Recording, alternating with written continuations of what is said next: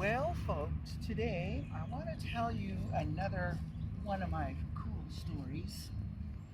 It's called The Dancing Ducks.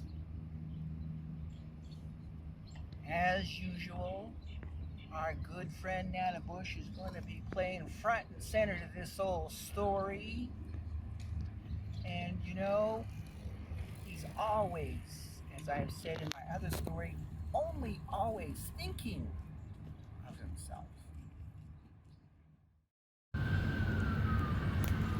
So as usual, our good friend Nanabush is always playing the starving Marvin. He's as hungry as the day is old, and this day was no different. In fact, of all the times he gets to be hungry, this is perhaps the time when he was the hungriest the most. So as you may be able to maybe guess, he was thinking and thinking about the best way where he can get the most amount of food with the least amount of effort. No, he did not call the police, as you can hear in the background, or the fire department, because there was no such thing as those kinds of things back then. But he had other ideas, because way back then, the cool thing was that the wind can communicate to the animals, and Nanabush was able to talk to the wind, and he had saw way off in the distance a flock of ducks. Wind, could you do me a favor? Can you scoot yourself all the way over to where the ducks are and ask them if they would love to be able to meet, because I have something special to share with them. And the wind, not knowing what was going on, thought that it was one of the nicest gestures Nanabush could ever think of doing. So off the wind went. He goes over and looks for those ducks, and he delivers the message, but the duck said, hey, listen, it's fall now. We're going south. We don't have time to go back and meet with the wonderful Nanabush. We must continue to go forward. Well, the message was delivered back to Nanabush, and Nanabush said, so, could you deliver one more message for me, Wind? Could you just tell them that the special thing I have to share with them is this wonderful game? So off goes the wind.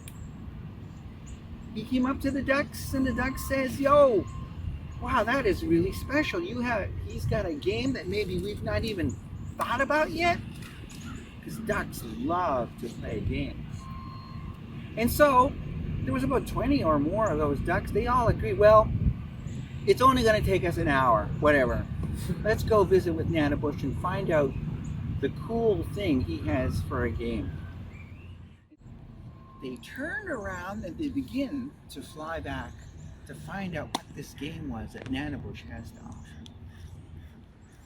That's it, the wind went, the ducks came over, and what was interesting is that the ducks are real excited about what was going to happen.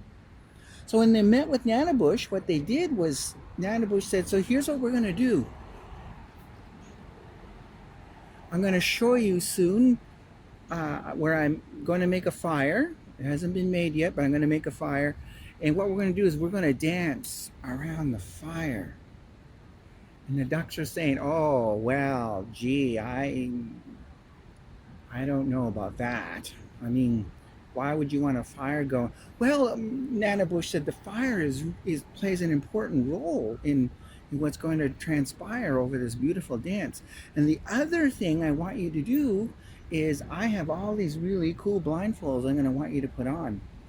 And the ducks said, well, I can understand that part of the story. I really don't get the part where we're having to wear a blindfold. I mean, what if we walk into the fire? Well, Nanabush said, well, use your common sense. You can feel the heat, and you can just stay away from the heat and keep going around. That's how the duck said, well, we haven't quite thought about it that way. Your game here is sounding more and more interesting. And so they began to do that. This space out here is where we're going to make the fire. It gives you lots of room to decide how close or how far you're going to get from the fire. And when you first start, what I'm going to do is I'm going to tell you how everyone is doing before I decide who the best dancer is going to be. So that's what happened. The ducks all decided to go all around the fire, and as they were looking around, how could they look? They're on a blindfold. Heaven forbids. Nanabush was describing the various steps that the different ducks were doing and how impressed he was with how well they could dance while keeping themselves safe from the fire. And then Nanabush said, so the next thing that's going to happen is that I'm not going to tell you how well you're doing this time. You just need to imagine how well everyone else is doing, and you're just going to dance like no one's business, because it is no one's business. So while they were dancing and the fire was going, Nanabush slowly picked up one of them, threw them in the fire. There were about 20 to 30 birds. And he did that until every single bird was in the fire. Well, Nanabush was so proud of himself. He was really pleased with how he was able to get about 30 ducks in that fire. He said, well, all that energy made me so tired. I think I'm just going to lie down here for a while and rest while they're cooking.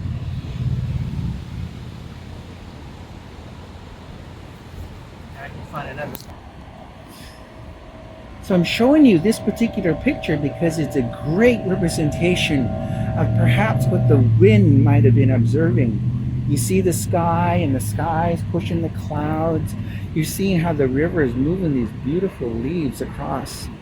So the wind saw all the things that Nanabush did, and he was really upset. He or she was not really happy with what Nanabush did.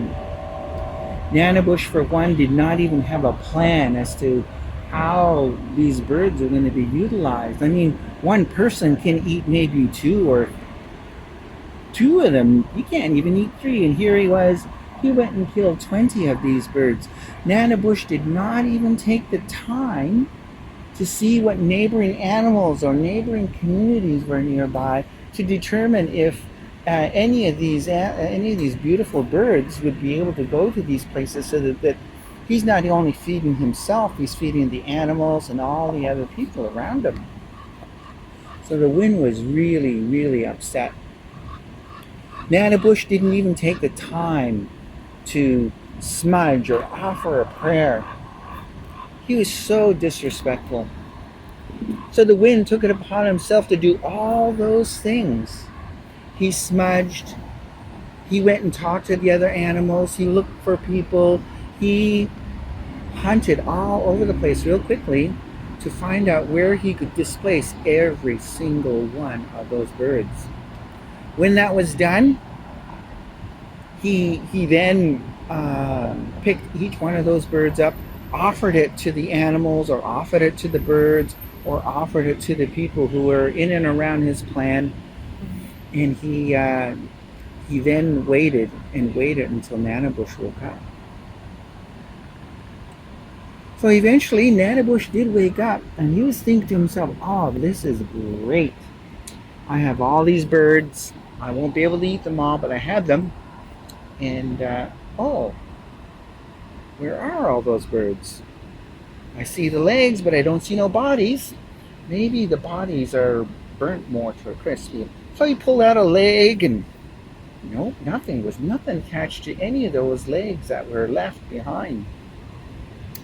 And he was really upset. Nanabush was quite mad, in fact, Nanabush was. And so he hollers out loud, he says, okay, who did this? Who went and took my hard work? And the wind finally says, well, Nanabush, it was I who did all this, because you didn't have a plan. You didn't smudge. You didn't approach other animals. You didn't approach any of the people. You had absolutely one thing in mind, and that was just to feed yourself. And because you did that, I took every single one of those birds. I made an offering. I smudged. I had a plan, and I redistributed all these animals to places that were in need.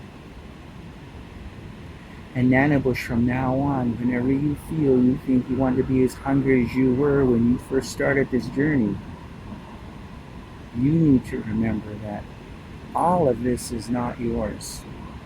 All of this is ours. Thank you.